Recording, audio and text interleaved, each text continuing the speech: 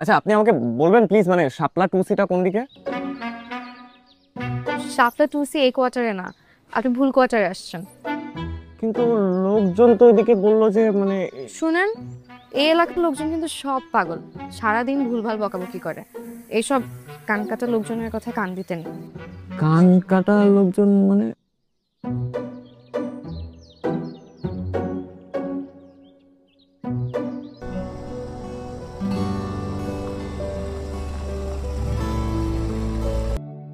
আসলে আঙ্কেল, বিদেশের লাইফটাও খুব রোবটিক।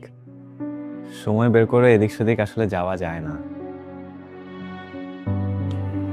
বাবা, তোমার বাসা খুঁজে পেতে কষ্ট হয়নি তো?